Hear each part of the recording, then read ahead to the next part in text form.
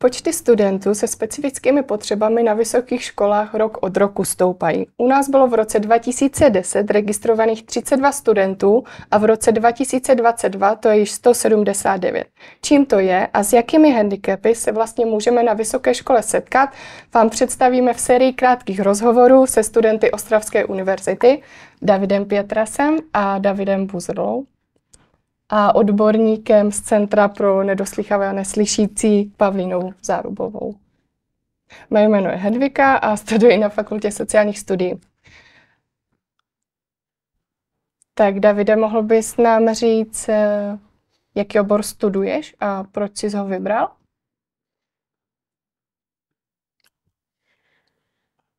Jsem studentem pedagogické fakulty, obor informační a komunikační technologie ve vzdělávání. Je to vlastně bakalářské studium. Na střední škole jsem studoval vlastně podobný obor, informační technologie vlastně a tam jsem odmaturoval tento obor. A ten obor jsem studoval vlastně 5 let ve Valašském Maziříčí, kde jsem byl i na internátě a vlastně po té maturitě jsem hodně přemýšlel, kam vlastně půjdu. A tak jsem začal plánovat. Věděl jsem, že na Ostravské univerzitě je tento obor a tak jsem to vyzkoušel. A protože jsem rodák z Ostravy, tak jsem se rozhodl pro Ostravu. Po absolvování přijímacího řízení vlastně jsem zvládnul přijímací zkoušky a následně jsem byl přijat na tento obor na Ostravské univerzitě. Davide, a co studuješ ty a proč jsi vybral tenhle obor? Tak já teďka od září budu studovat už 4. ročník všeobecné lékařství na lékařské fakultě a vlastně ten obor jsem si vybral asi kvůli tomu, že to byl sen už od mého dětství. Největší podíl na tom měl právě můj tatínek, který je vlastně neslyšícím lékařem v České republice a vlastně dělá patologa v Novém Jičíně a vlastně on byl právě tou největší inspirací, proč jsem si vybral tento obor, protože jsem si tehdy vždycky myslel, že studovat jako neslyšící student studovat na lékařské fakultě je vlastně nemožné, protože tam pro handicapovaného studenta tam je velké množství těch bariér a právě on mi dokázal, že to je právě o tom opaku a dokázal mi právě, že to není vůbec nemožné, že pevnou vůli a odhodlání to půjde. A právě díky tomu, že teďka v moderní době je vlastně spoustu různých organizací a center, které vypadají třeba pod Ostravskou univerzitu jako Centrum Pyramida a právě ta otevírá brány jakoby těm studentům s různými handicapy. A právě já si myslím, že to také hrálo velkou roli v mém výběru. A právě to Centrum Pyramida mi dodala pocit takový, že by se vůbec nemusel bát studovat, protože že by tady mohl najít nějakou oporu a že by ty bariéry, ten počet bariér byl redukován, tak to studium by nebylo až tak náročné, jak vy si představoval. Děkuji. Paní Zárubová, vás by se zeptala, jaké služby v centru nabízíte a zda spolupracujete se studenty na středních a vysokých školách jenom tady v Ostravě nebo i v celé České republice, nebo jakou máte působnost? Tak dobrý den, já jsem vlastně z Centra služeb pro neslyšící a nedoslýchavé Ostrava. Davidům se teďka omlouvám, já vám to přetlumočím konsekutivně. Naše centrum nabízí vlastně tlumočnické služby a simultánní přepis, simultánní tlumočení pro vlastně klienty neslyšící nebo obecně sluchově postižené, kteří jakoby primárně znakují českým znakovým jazykem v rámci sociální služby. Nicméně v naší doplňkové činnosti zajišťujeme i tlumočení na jiných vlastně aktivitách, do kterých spadá třeba i vzdělávání. Zajišťujeme tlumočení na vysoké škole tady na Ostravské univerzitě, na střední škole zatím teda v rámci Ostravy nemáme nějakou spolupráci a krajsky působíme jenom tady v Moravskoslezském kraji. Přiznám se, že jsem před tímhle rozhovorem byla trošku nervózní a přemýšlela jsem, jak mám s vámi komunikovat, aby vám to bylo co nejpříjemnější, jak vás třeba mám oslovit, tak dáte mi nějaké rady, jak s vámi mám komunikovat, aby to bylo co nejpříjemnější vám i mně.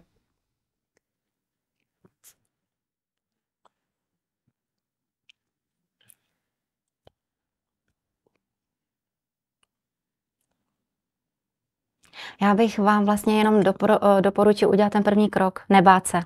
To je důležité. Ono to vlastně potom ta komunikace přijde sama.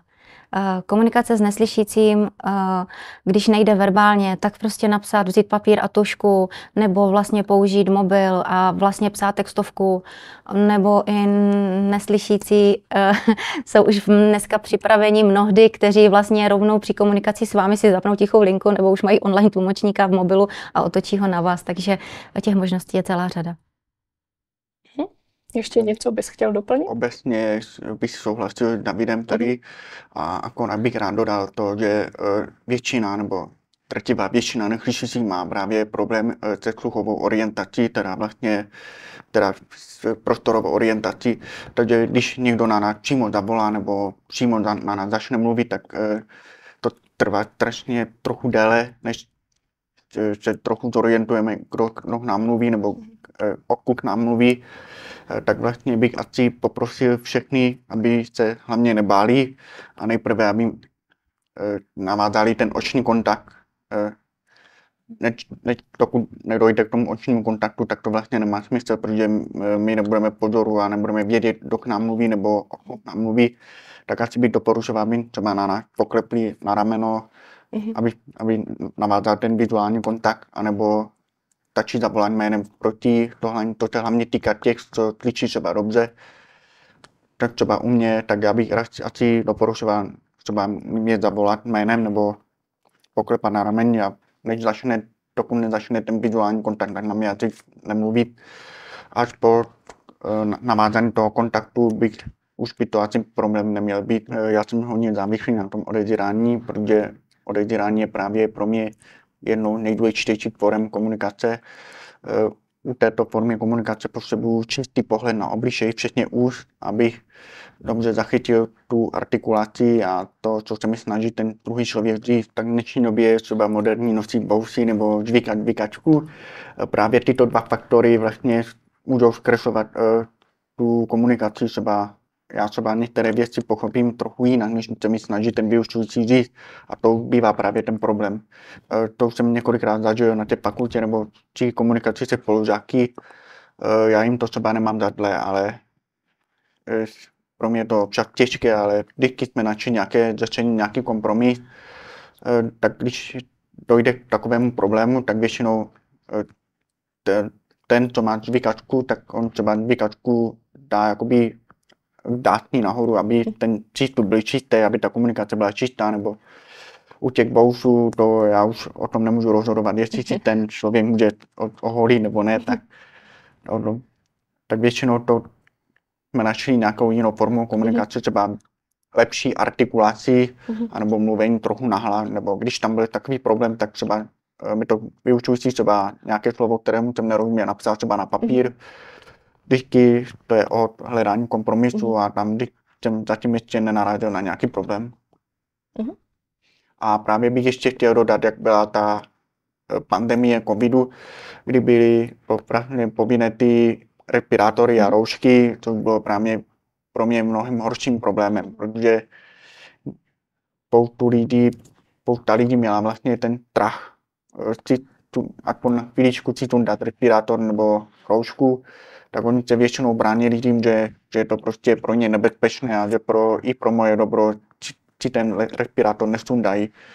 A já už jsem se tam cítil hodně zklamaně, já jsem chápal ten jejich strach, ale i já potřebuju taky aspoň nějakou tu formu komunikace, tak většinou jsem aspoň prosil ty lidi, aby mi to aspoň napsali na papír nebo napsali přímo do mobilu, to říká David. A nebo většinou někteří i ti ochotnější lidi vlastně to dělí ten odstup 2 metrů a vlastně ode mě trochu odstupili dál a tu dali si roušku nebo respirátor a mluvili se mnou, to bylo trochu lepší. A teďka pevně doufám, že už se k této době už zase nevrátíme. A já taky doufám. A jenom bych chtěl trošičku něco navíc k Davidovi. Co je důležité ke komunikaci s osobou se sluchovým postižením, je důležitý prostor, osvětlení, nekomunikovat v nějakých stísněných tmavých prostorách. taky například, kdo je nižší a vyšší, tak se trošku přiklonit. Jo? To jsou takové maličkosti, ale jsou velmi důležité. A taky prosím, nemusíte zřetelně artikulovat, jakože dobrý den, to nám taky nepomáhá. Jo. Samozřejmě těch vlastně podmínek, pravidel a těch potřeb je celá řada, ale tyhle ty jsou taky jedny z nejzákladnějších. A já bych teda ještě, když David na začátku vlastně mám podobný problém, Davide, pardon, mám podobný problém, když David na začátku v úvodu říkal, že je pro něho velmi obtížné identifikovat, kdo s ním začal mluvit. Tak tenhle ten pocit velmi dobře znám. Já když jsem byl na přednášce, která byla plná posluchačů, studentů, a vyučující začal prostě hovořit, a najednou vlastně přednáška skončila a začala tam vzájemná diskuse, tak jsem taky chtěl vědět, co říká ten za mnou, nebo který za mnou vlastně se k tomu vyjadřuje. A říká to vlastně ta spolužačka nebo ten spolužák. Takže já jsem prostě musel krkem točit po celém posluchárně a identifikovat vlastně. Víte, pro toho slyšícího je to tak přirozené, že vlastně sedí, kouká a poslouchá a vlastně ví, že tam Karel ze zadní lavice to říká, ale pro mě to je úplně něco jiného. Tady tomu Davidovi, co právě teďka řekl, bych rád dodal to, že takovým problémem se poslední dobou setkávám velmi často. A třeba teď ta výuka medicíny je často založena na interaktivní formě výuky, kdy vlastně vyučující se snaží co nejvíce zapojit ty studenty vlastně do diskuze a vlastně řešení problémů a tak dále. A právě mi se stalo poslední dobou často, že když jsme diskutovali, tak třeba nějaký spolužák řekl nějaký názor nebo na nějakou odpověď a vyučující řekl jenom správně děkuji. A jsem vůbec nevěděl, co bylo obsahem toho problému nebo jaká byla ta správná odpověď, protože jsem nevěděl, kdo právě teďka odpovídá. Protože třeba ve třídě nás bylo 20 a my jsme nebyli jakoby posazeni do kruhu, ale třeba jsme byli rozesazeni po lavicích. A než jsem se rozkoukal a zjistil, kdo právě teďka odpovídá, tak odpověď byla odpovězená. Vyučující akorát řekl správně děkuju. Tak jsem dlouho přemýšlel nad tím, jak tento problém vyřešit, tak se snažím pokaždé před každou výukou jakoby zajít za tím vyučujícím a poprosit, aby aspoň stručně zopakoval hned tu odpověď toho spolužáka, co právě odpovídal. A většinou tam nebyl problém, ale občas se stává, že po nějaké delší době toho semináře na to vyučující zapomene. To občas bývá takový problém, ale snažím se a doufám, že časem to bude lepší. Tak to je takové doporučení pro spolužáky i pro vyučující. To je určitě fajn to zmínit. Nebo kdyby aspoň třeba vyučující teďka třeba ukázal prstem na toho, kdo teďka právě mluví, aby mu to pomohlo orientaci toho, kdo teďka právě mluví. Aspoň takhle. Teď bych se vás zeptala, jak to máte se studiem, jakou máte modifikaci a jaké používáte pomůcky při studiu, co vám to usnadňuje, případně co vám nabízí Centrum Pyramida, co využíváte. Tak jestli začneš první, Davide. Já jsem vlastně student se sluchovým postižením. Jsem registrovaný v Centru Pyramida. Centrum Pyramida mi nabídlo vlastně všechno, co může, co vlastně je specifické pro mě jako pro studenta se sluchovým postižením. Já jsem využil tlumočnickou službu, simultánní přepis a individuální konzultace. A taky jsem měl spoustu příležitostí různého setkávání se s pedagogy nad rámec výuky. Před začátkem semestru, když jsem dostal rozvrh, tak jsem ho poslal do Centra Pyramidy. Tam jsme to společně zkonzultovali, tam jsme vlastně řešili tu modifikaci, zda budu fyzicky, nebo to bude online, nebo tu výuku zvládnu skupinově, nebo individuálně. A vlastně v Centru Pyramida mi vlastně bylo všechno poskytnuto a včetně vlastně toho konzultanta v rámci toho centra, který zprostředkoval i tu komunikaci mezi mnou a vyučujícími a vlastně předpřipravil mi vlastně tu komunikaci s tím daným vyučujícím. Na přednášky, kterých jsem se zúčastnil fyzicky, tak jsem měl zajištěného tlumočníka. A když tam nebyl tlumočník, tak jsem měl zajištěný simultánní přepis. A u individuální konzultace, nebo jsem prostě, když jsem něčemu nerozuměl, nebylo mi to jasné, nestačily mi ty přednášky nebo ta příprava, tak vlastně mi přes centrum byly domluvené individuální konzultace. Samozřejmě to nebylo vždycky pravidelné.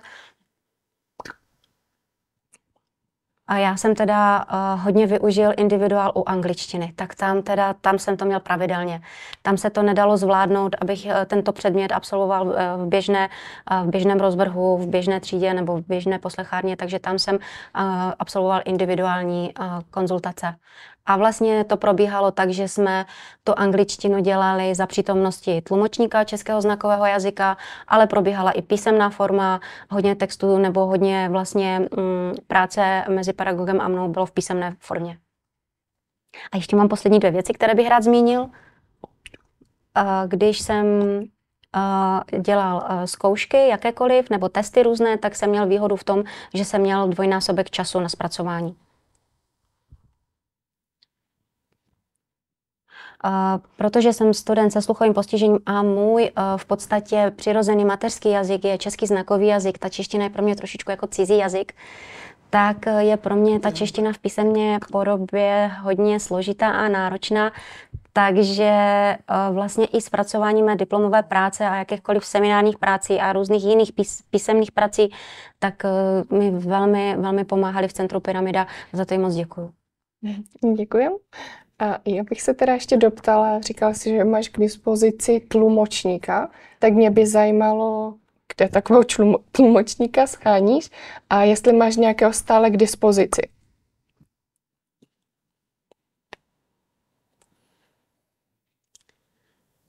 Centrum Pyramida, nebo v Centru Pyramidě mají nasmlouvané interní tlumočníky. A vlastně tady paní Zárubová vlastně ta je externí pracovnicí, nebo respektive s paní Zárubovou spolupracuje Centrum Pyramida, nicméně Centrum Pyramida spolupracuje i s Centrem služeb pro neslyšící a nedoslýchavé v Ostravě a tam je těch tlumočníků vícero a díky té spolupráci Centra Pyramidy a Centra služeb pro neslyšící mi byl zajištěn ten tlumočník. A vlastně fungovalo to tak, že když jsem dostal rozvrh, skonzultoval jsem ho v Centru Pyramida a Centrum Pyramida následně to konzultovalo s Centrem služeb pro neslyšící a nedoslýchavé, aby zajistili kapacity na dané tlumočení. A ještě například předměty, které byly velmi jako odborné, tak tam jsem prostě trval na tom, že chci mít tlumočníka. Ale samozřejmě byly předměty, kde to nešlo, nebo na předměty určitě jsem měl jenom přepis. No, je to těžké. Tak Davide, zeptám se tě na to samé, jakou máš modifikaci ty a jak používáš pomůcky? Hned při nástupu do prvního ročníku na lékařské fakultě jsem musel projít procesem takzvaný funkční diagnostika.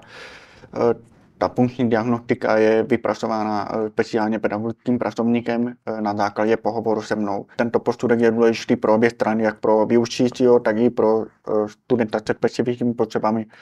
Posudek obsahuje všechny potřebné instrukce pro vyučujícího, jako něco jako třeba, jak se s námi má chovat, jaké navýšení času nám má dávat, co by u nás měl tolerovat a tak dále. Tento posudek vypracoval ten speciálně pedagogický pracovník z fakulty pedagogiky, když jsem tam právě absolvoval rozhovor s tím pracovníkem. On se mnou bavil právě o těch mých zkušenostech, o stylu výuky na střední škole, inspiroval se tím, jak může tu modifikaci vypracovat. A v tom posudku je taky nabízená možnost využívat přepisovatelské služby, tlumočnický servis a tak dále. A to jsem doposud při studiu zatím nevyužil, protože jsem to zatím nepotřeboval. Akorát na začátku studia jsem občas využíval právě to navýšení času při testech a zkouškách a to bylo právě 25%. Ty procenta navýšení času se liší od každého studenta. Za začátku jsem to využíval docela často. Postupem času jsem právě tu možnost navýšenou času nevyužíval, včetně nabízených služeb, jako jsou přepisovatelské služby, tlumočnické služby, protože jsem mám takový pocit, že to zatím vládám dobře. A doufám, že ani je nebudu muset využívat. A ještě jsem se ptala na ty pomůcky. Používáš na slouchadlo? Tak já jsem vlastně se narodil s praktickou hluchotou, což znamená, že jsem se narodil neslyšící s nějakými minimální zbytky sluchu, tak od malička nosím obě sluchadla, které mi částečně kompenzují tu sluchovou ztrátu. A právě je tady taky možnost kompenzační pomůcky, jako je třeba kochlární implantát. Nad tím jsem právě už nějakou dobu uvažoval, protože si myslím, že na základě zkušenosti při studiu medicíny tím občas myslím, že ty sluchadla už neplní tu funkci, jako by měly. A v čem je podle tebe ten kochlární implantát lepší, když nad tím uvažuješ už delší dobu? Tak na základě zkušeností ostatních slyšících nebo uživatelů kochlární implantátu, kteří byli předchozími uživateli sluchadel, jako jsem já, a pak se postupem času rozhodli se vstupem na jiný kochlární implantát, tak dle jejich zkušeností si myslím, že právě ten rozdíl mezi sluchadly a kochlárním implantátem je hodně velký. Tak já si právě myslím, že v mém případě asi by díky kochlárnímu implantátu mohl využít ten veškerý potenciál, který je ve mně. Tak už nad tím přemýšlím hodně dlouho a uvidíme časem.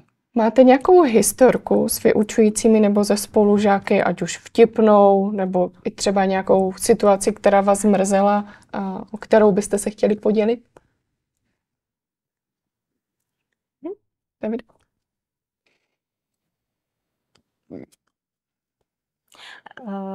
Já bych rád upozornil hlavně na vlastně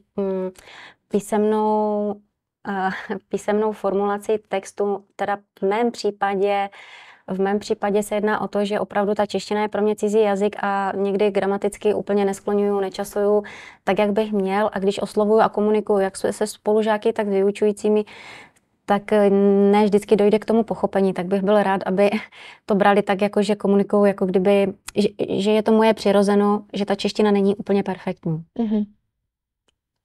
Já mám 2 příklady. Mně se třeba stalo, že vlastně se přednáška konala v jiné učebně, studenti se přesunuli a vlastně díky tomu, že jsem tam měl toho tlumočníka, tak jsem jako nešel jak opička za ostatníma, ale vlastně jsem byl informovaný a bylo to tak přirozené, dokonce jsme při tom přesunu si ještě povtipkovali i se spolužáky, ale to díky tomu, že tam ten tlumočník byl. Kdyby tam nebyl, tak si to ani nedokážu představit, protože bych nevěděl, proč jdeme z jedné učebny do druhé, nevím, no. A to jenom tak jako, jo, a musím říct, že to pro mě bylo strašně fajn, když jsem měl vedle sebe po celou dobu studia toho tlumočníka a že jsem ho měl k dispozici mnohdy i o přestávkách. To bylo za mě strašně fajn. A druhá věc, taková maličkost.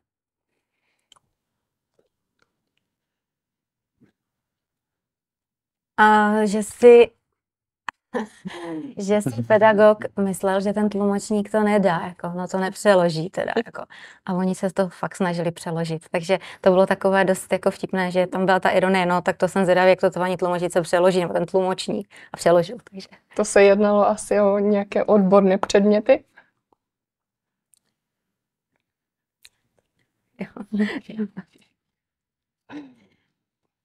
A ty, Davide, máš nějakou historku, kterou bys nám chtěla říct?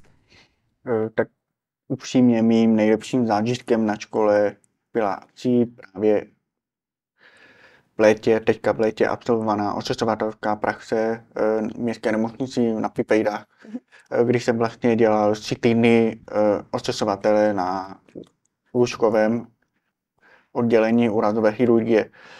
Vlastně tam jsem právě měl pocit, že jsem byl úplně nejblíže těm pacientům, protože když jsem absolvoval různé jakoby cvičení, praxe v nemocnici, tak jsem byl vlastně jakoby jenom praktikant, když jsem jakoby jenom toho pacienta vyšetřil, popovídal si s ním, ale tam jsem těmi pacienty trávil 3 týdny, což bylo pro mě úplně odlišný zážitek.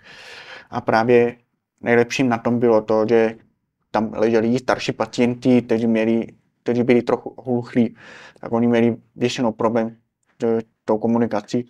A právě když já jsem chodil za těmi pacienty, když něco potřebovali, nebo jenom tak jsem je přišel zkontrolovat, tak jsem tomu trochu používal ten svůj trochu znakový jazyk a gesta a tak dále. A ti pacienti měli potom ten lepší pocit, že oni vlastně rozumí, co já třeba po nich chci, lépe pochopili jakoby tu souvislost, pochopili to, co jsem po nich třeba chtěl. No a postupem času se mi to docela vyplatilo, protože tam za těmi pacienty třeba se zlomenou kyšlí nebo se zlomenou nohou chodili třeba fyzioterapeutky rehabilitovat s nimi. A právě když jsem seděl na sesterně a čekal, tak přišla za mnou jedna fyzioterapeutka a říkala, že paní v pokoji číslo 5 si vás vyžaduje, abyste tam byli. Tam na té praxi, jakoby na tom oddělení jsem se cítil hodně platný a proto to je důvod toho, proč přemýšlím už nějakou dobu o změně oboru, protože doposud jsem uvažoval o patologii, protože tam není jakoby nutnost se setkávat s těmi pacienty a komunikovat s nimi. Proto když jsem absolvoval tu ošetřovatelskou praxi a cítil jsem tam platný, tak mě čím dál víc láká pracovat mezi pacienty, protože to je to, co se mi na té medicíně líbí, jakoby ta radost těch pacientů, nebo to, že když mě potřebují a já jsem právě ten platný člověk, tak asi už nějakou dobu uvažuji, kdyby si vybral traumatologii a doufám, že handicap mi v cestě za tím snem nebude bránit. Tak tady jsme navázali teda na nějaké sny, tak já bych se vás na závěr zeptala, co plánujete do budoucna, jaké máte sny? Začnete. Takže já po absolvování oboru bych rád pracoval jako učitel.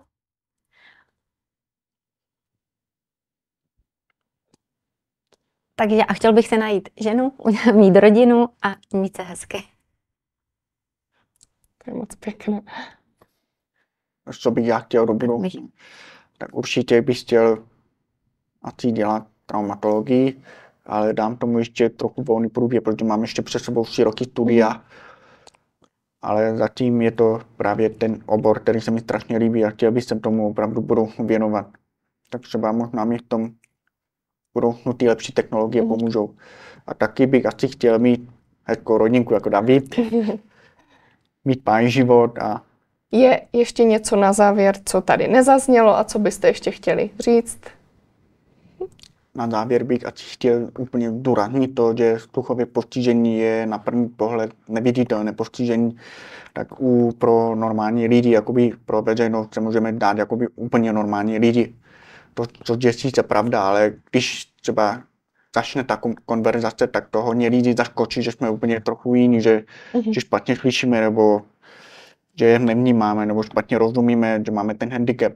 A já bych chtěl poprosit všechny lidi, aby se toho opravdu nebáli. My jsme normální lidi, akorát máme to sluchové postižení a opravdu se snažíme jako zapadat do té komunity a si myslím, že opravdu ten přehnaný strach před tím, než začne ta komunikace s náma, je opravdu zbytečná.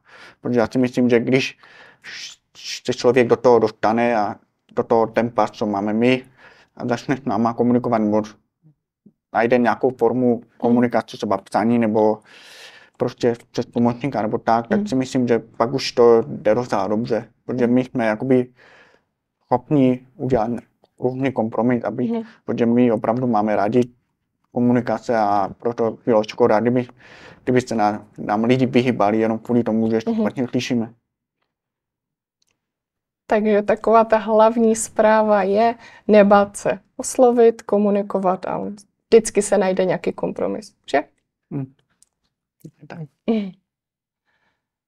Tak já vám děkuji všem za velmi milý rozhovor. Jsme u konce.